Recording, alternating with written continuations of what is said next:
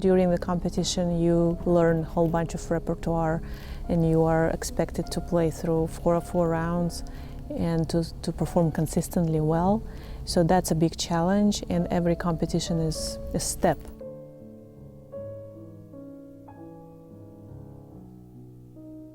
Whether this pianist communicates to you and does not really cross the line of whatever traditions each jury members are following in terms of Chopin music. And I would say probably we pretty much have an idea, the common idea, what it should sound like. Some people, of course, it's very subjective. Some people like certain interpretations more than the others, but definitely there should be no raised eyebrows in terms of interpretations. That's the, I would say, the benchmark.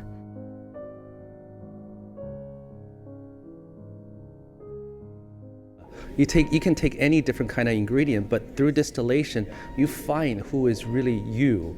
And I think that is, the struggle of all young artists, because you have all these influences, but you have to find you or still remain you and still be loyal to the music. And that is the hardest step, perhaps.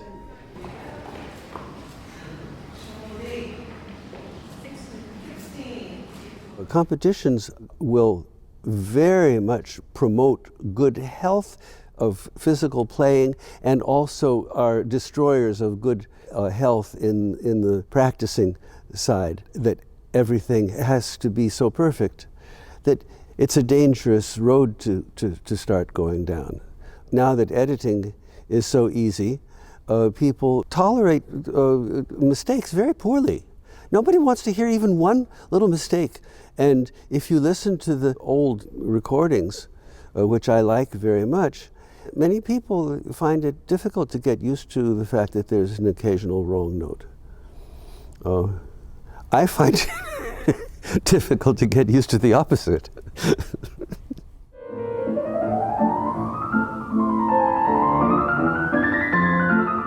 We are going to peel back the curtain and take a little bit of a look behind the scenes at the National Chopin Piano Competition. So it wouldn't be a competition without the pianos. We are really fortunate to have Steinway & Sons pianos as the artistic choice of the competition this year. And a shout out to their full-time here every day working on the pianos is Carl Roeder. So he is somebody that you don't see, but makes all the difference in the world. Finding a place for all 25 contestants for the entire course of the competition is a challenge as well, but we couldn't thank our host families more. I mean, I'm sure that Rachel can attest to this.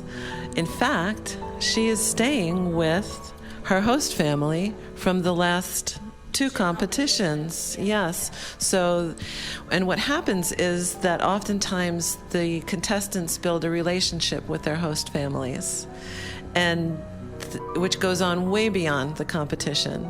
So they're a crucial part of making this happen.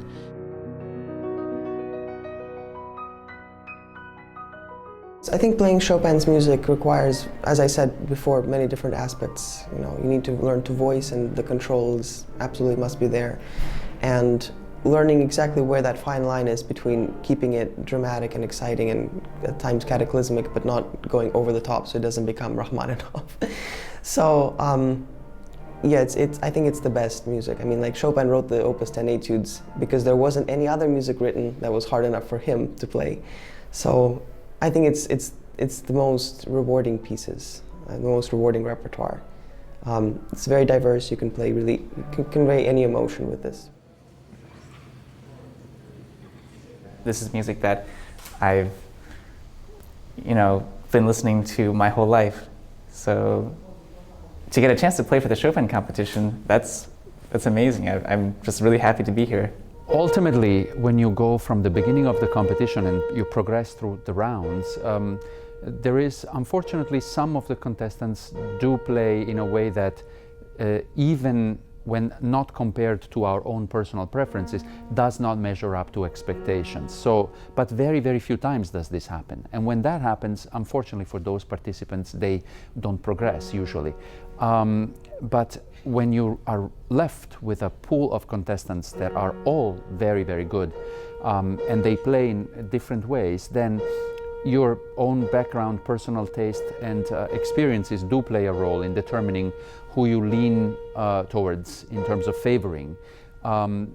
This happens inevitably, but sometimes also it can happen that somebody plays completely differently than you would, but their charisma, their magnetism, their personality still affects you in a way that you end up voting for them as well. So I try to keep an open mind and to consider everything from obviously the technical abilities, but particularly the musical side, the artistry. And as I said, Chopin's music is a great measuring stick for any pianist. So it can tell you everything you need to know about a pianist. So that's very helpful.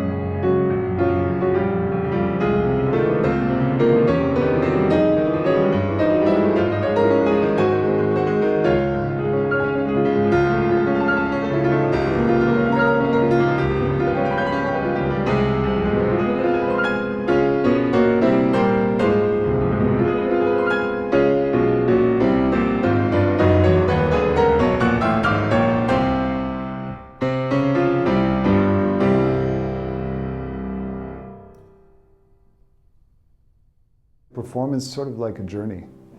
It's a bit of a discovery, and I want the performer to just take me on that journey and see where it goes. And, you know, like all my colleagues, we know these works inside and out. We've been on those journeys, those paths, but there's always something new to be discovered. And that, I think, is what touches me.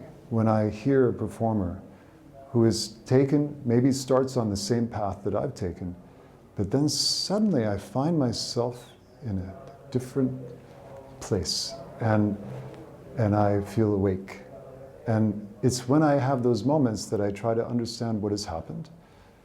I try to assess in more concrete terms what is going on in that performer's interpretation.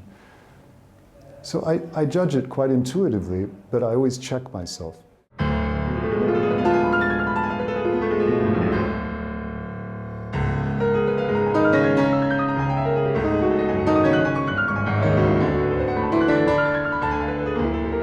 For this competition, I've never put in like so much work for such a large amount of repertoire. I think it's a lot, and it's a lot of focus on just one composer. And I've never really done anything like this before, kind of trying to prepare so many works in such a short period of time. It's also been really good, kind of, because before I came, I went to some of my friends and family's houses to like perform through the rounds. And I think that's been a really helpful experience to sort of play more than one piece at a time in front of an audience and getting ready for this. And I think definitely it's pushed me to work a lot harder and do the best I can and not just be satisfied with what I have, because sometimes without these, it's, you know, it's hard to be as motivated as when these kind of events are happening. And definitely it pushes you to do even better. Even when you think, you know, it's the best you can possibly do, there's always more. And, you know, listening to others and having lessons and listening to everything, and I think that's really been helpful for me and as I grow.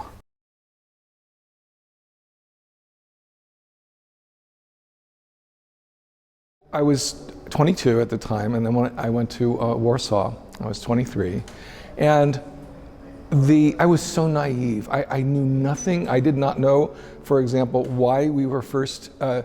We went into the church and they played Mozart Requiem. You know this. And I went, well, why are we here and where's the Chopin stuff? And of course, it's because Chopin's heart is in that church. And you know, I found that out. Then I was honored they said, well, okay, would you like to go see the birthplace, Zella Zavavola? Okay, right? So I went out there and I went, okay, this is very humble origins and all that. But then finally, being able to perform for the Polish audience, their music, that is, I would want that experience for every participant here, because it's not just music that you're playing their spirit.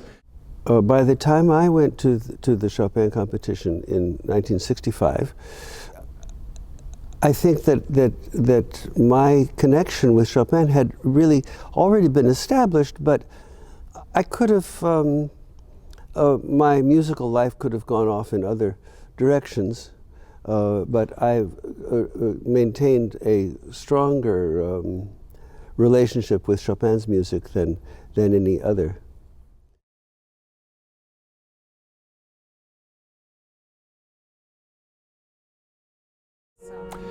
I think when you're judging a competition of this magnitude and of this level, you should not let the age of the contestants affect you too much, because if you wanted that, then you would have to divide the competition into two different categories.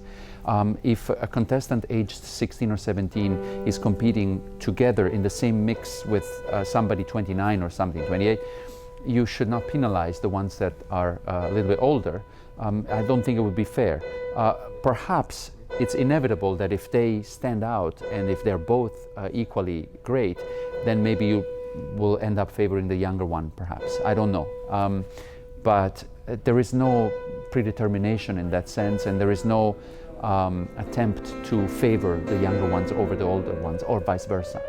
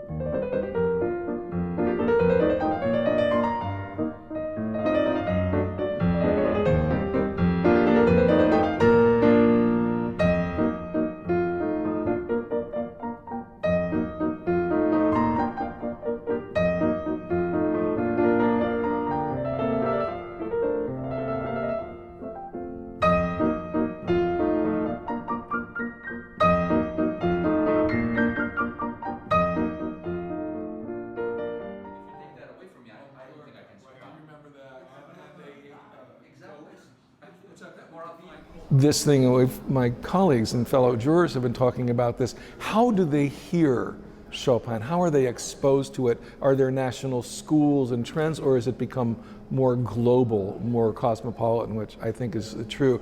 And at the same time, there's this, of all the competitions in the world, I would say, the constant of the Chopin competition. Is there another great competition that's focused pretty much solely on one composer? If there are some, I'm sure, but this is a great way of saying everybody literally starts from the same page.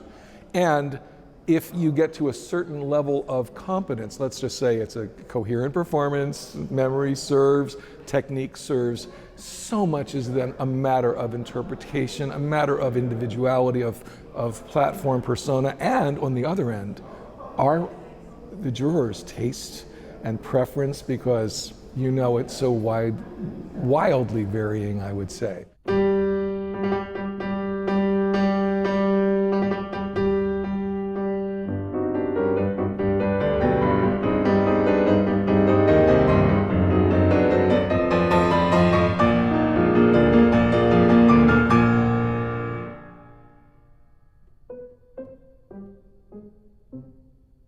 Chopin's music is music that I really connect with, and I think a lot of people do because it's so universal and he's so approachable. And so, you know, the timing worked out and it just seemed like the right time and a great opportunity because, you know, why not? And it's beautiful music, a great city, great audience.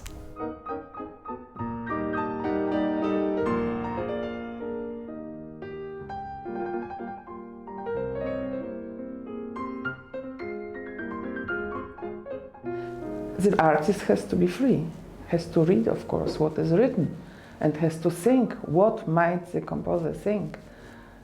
But I think when we are going to see an exhibition of some painter, we don't want to see the rules. We want to see something what will speak to us, what will make a big.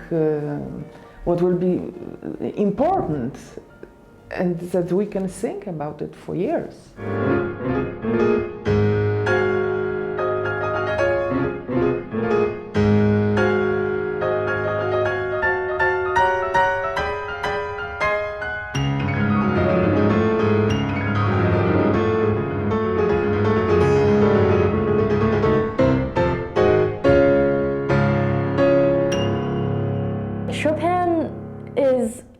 Emotionally uncomfortable for me, to be honest.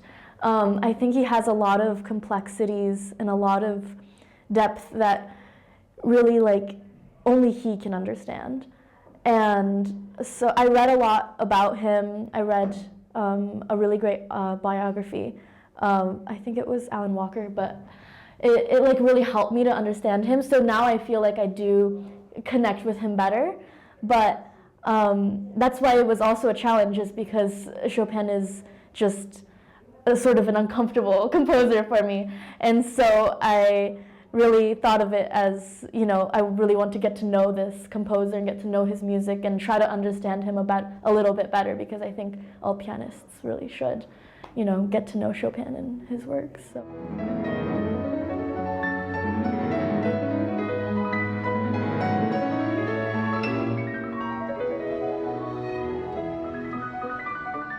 That a competition might make or break an artist, I think, is the wrong way to look at it.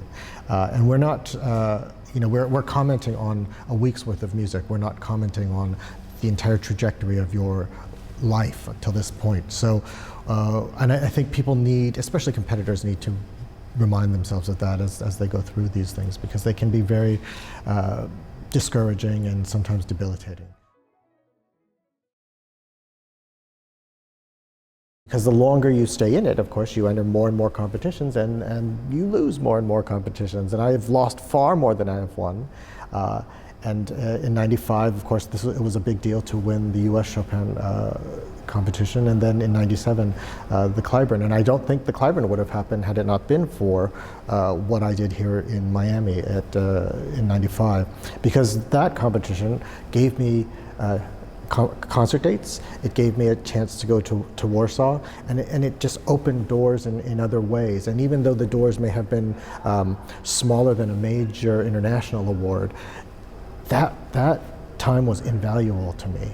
And so I will say without question that my time here in Miami really shaped what was going to happen 2 years and then 20 years down the road.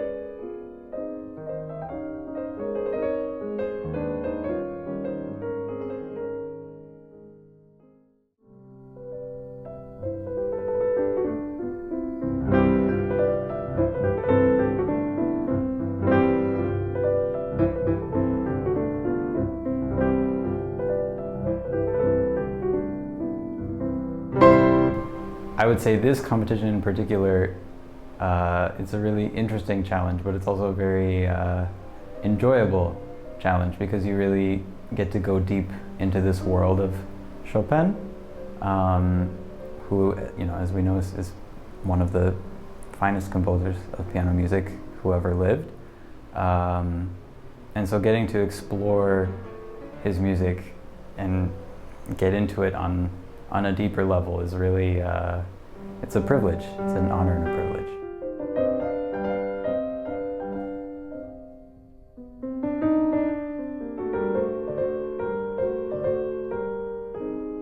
It was, in a way, decided a long time ago that I would at least prepare, if nothing else. Even if I wasn't accepted, if I, didn't get anywhere within the competition, that I would spend this year immersing myself in Chopin and getting into his world of music on a deeper level.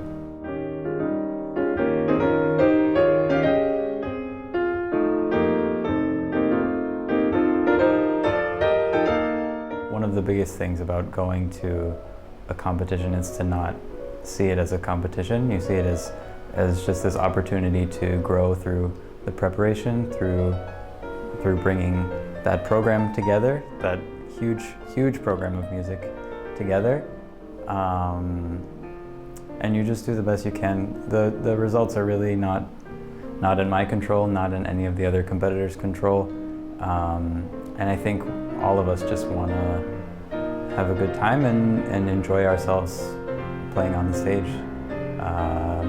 So that's what I wish for myself, and that's what I wish for everyone else.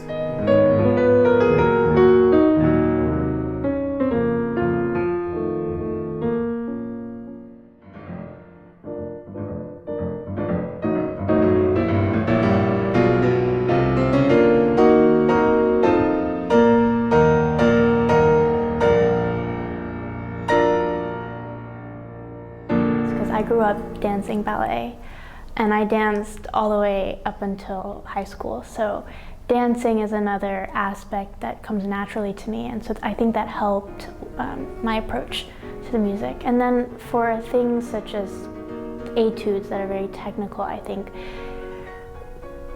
yes, it's technically challenging, but the point in the end is to find a way to make it beautiful as well.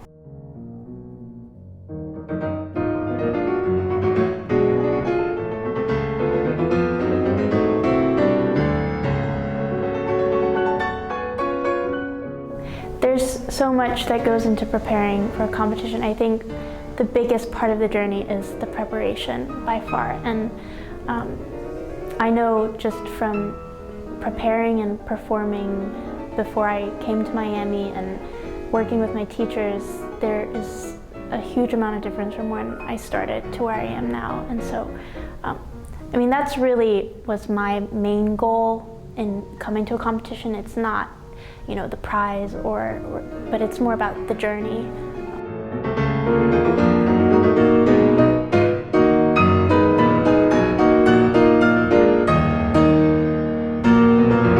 One thing that sets this competition, at least this jury, apart is that we're not only looking for somebody that we consider a great talent or has great potential or musicality or intelligence, but also then, you know, is the leader of the pack in terms of the Chopin interpretation. And I think that's another layer of difficulty for us, because often that comes into conflict. You know, sometimes the best performer wasn't necessarily our favorite Chopin player, or the other way around. Our favorite Chopin player might not have been the strongest performer, instrumentalist. And so you're constantly kind of going back and forth and asking yourself what your priorities are. But in the end, you really just vote your conscience, because I think one of the reasons that we're all put together as a group is that we will vote differently, and we will have different opinions, and we will be looking for certain things on our own,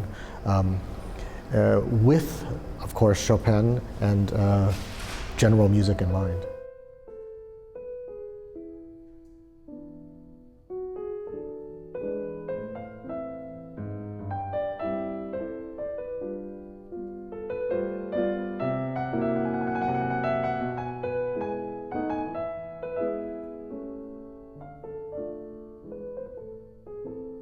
It was a long performance, an hour. I think probably one of the longest I've done.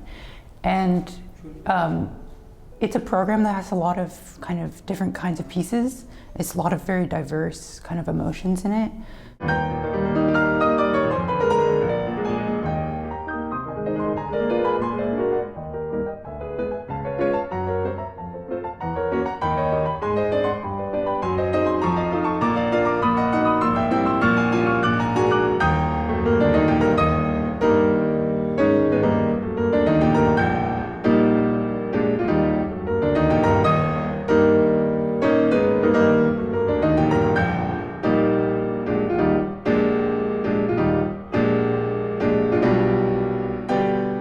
It's difficult musically, I think, more than all my other rounds, but I think it's probably my favorite of the 3 solo rounds. This competition for me is sort of like a celebration of Chopin's music, because obviously his birthday was the day the competition began, so it's kind of honoring Chopin 210 years ago, which I think it's a great event to have here. That Miami I love. It's such a nice atmosphere here. The host family's house is beautiful. It's really big and it has a nice pool, and the piano's beautiful.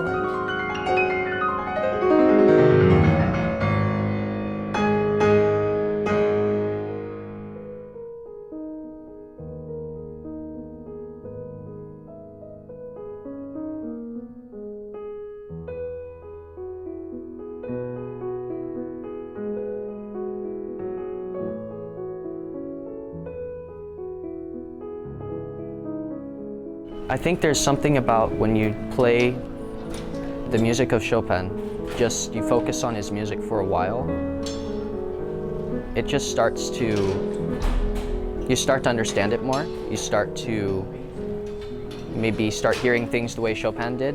You start to get different ideas about how to interpret certain spots.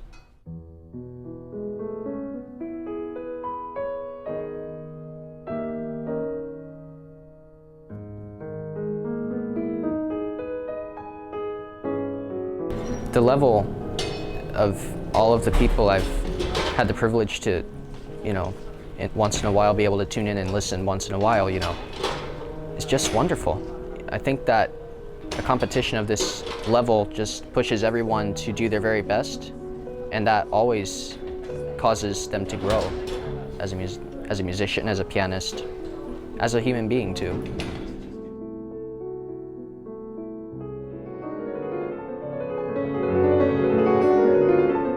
I wanted to come to this competition because I just love this music and this repertoire so much, and my biggest almost fear was that I wouldn't be able to play play on stage everything that I prepared and everything that I wanted to perform. So just being able to do that with all of my solo repertoire, that is the biggest honor for me.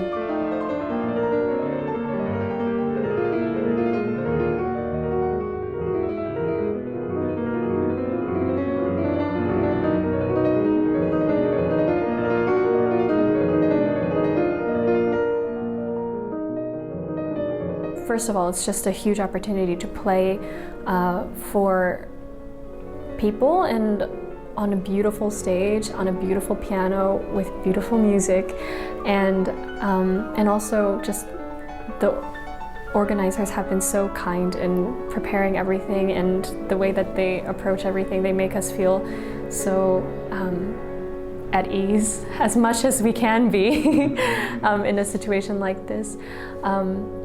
But I'd say it's been one of the best experiences that I've ever been through, so.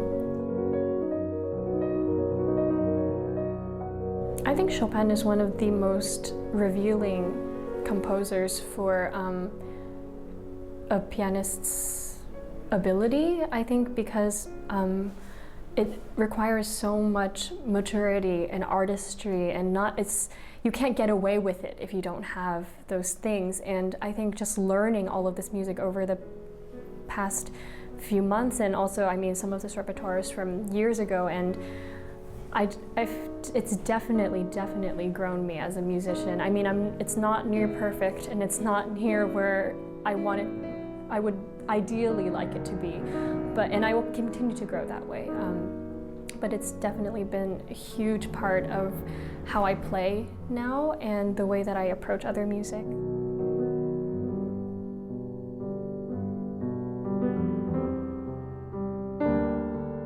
The Chelsea that faced the preliminary round and me now are equally nervous. But now I think definitely more excited, and the adrenaline is more on the positive side than on the negative side.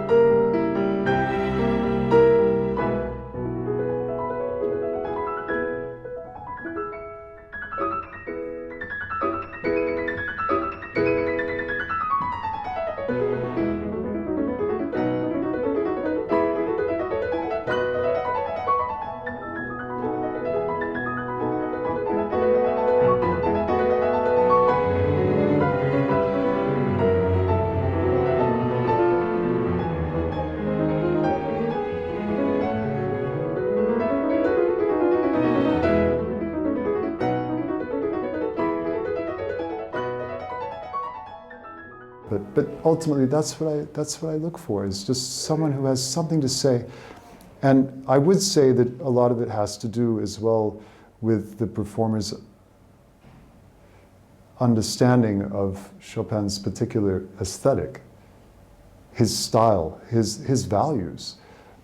But when I'm listening, I'm not judging on those values. I judge on the experience of being taken in.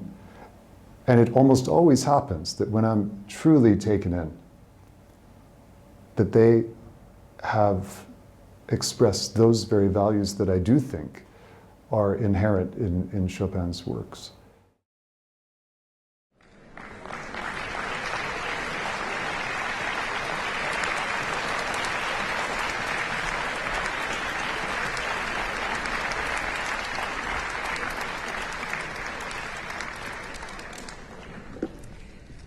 Ladies and gentlemen, this is the moment we have been waiting for not only the past 9 days, but probably the last 5 years. It is my great pleasure to introduce the person without whom we would not be here today, Lady Blanca Rosenstein.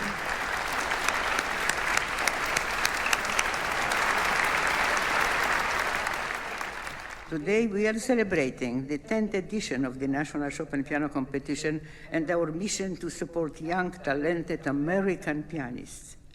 I am very pleased and feel lucky that so many people share my dream and have worked very hard to make this prestigious event possible. Ladies and gentlemen, I invite you all to visit Poland, the land of Chopin's music. I will be looking forward to seeing some of you at the International Frederick Chopin Piano Competition in Warsaw in this year, 2020. And I am looking with great anticipation to see you all at the 11th National Frederick Chopin Piano Competition in Miami in 2025. I leave you today with parting words as my promise to you, and I quote from Chopin himself: "As long as I have health and strength, I will gladly work all my days for you." Thank you very much, ladies and gentlemen. Thank you for making a part. Thank you.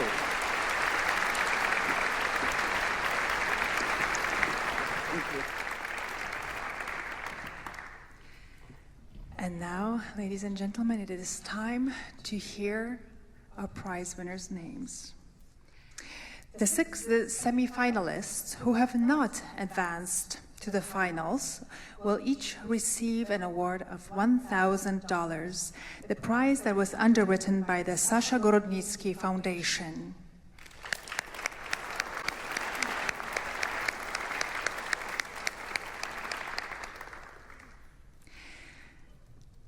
Awarding the special prize for the best mazurka will be the Honorable Bruce Mencher.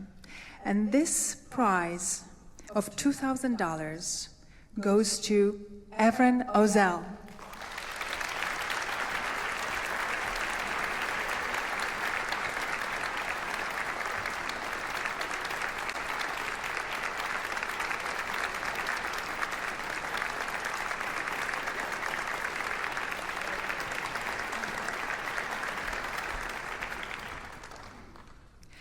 Awarding the special prize for the best Polonaise will be Adrian Kubicki. And the special prize for the best Polonaise and $2,000 goes to Evren Ozel.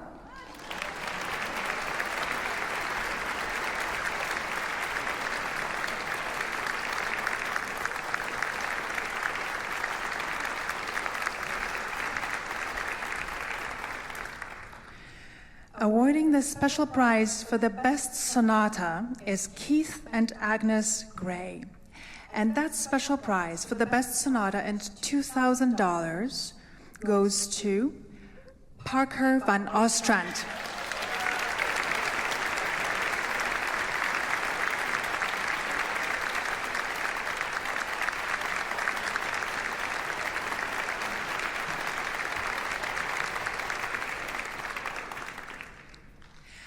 On behalf of an anonymous sponsor, The Best Concerto Prize is presented by Barbara Muse, the executive director. And this prize for the Best Concerto goes to Avery Gagliano.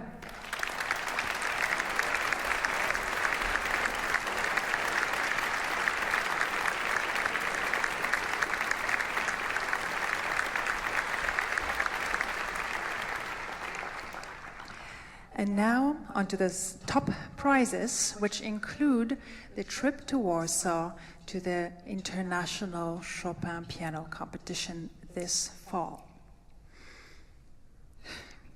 The sixth prize will be presented by Vivian Svietelski, and it goes to Mr. Talon Smith.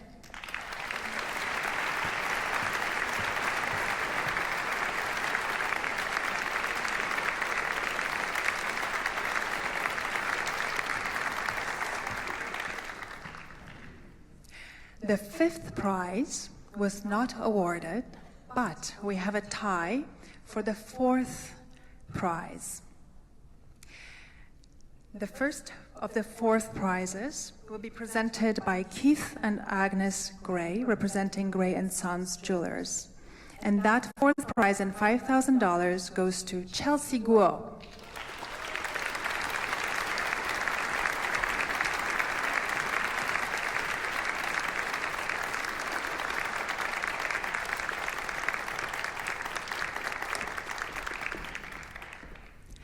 Our second, fourth prize winner, the prize will be presented by Isabel Leibowitz of the Leibowitz family.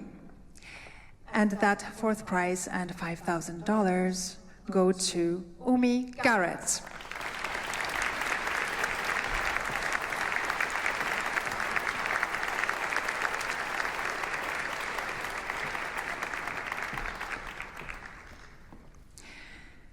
Ladies and gentlemen, the third prize and $20,000 is presented on behalf of the Chopin Foundation Board of Directors, Vice President Olga Melin, and that prize goes to Parker van Ostrand.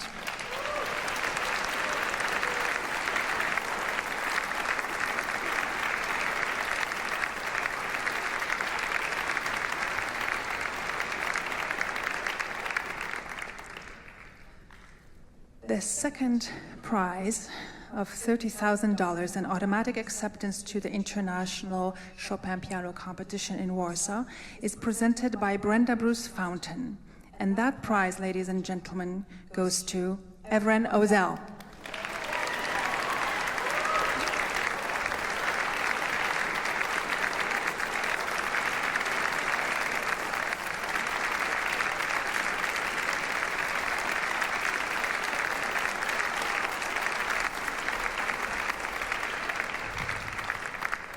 Ladies and gentlemen, it is such an honor to present the first prize winner of a $100,000 cash award, extensive concert tour, plus a special recording project on a Steinway & Sons label. And let me ask Lady Blanca Rosenstiel to present this first prize to Avery Gagliano.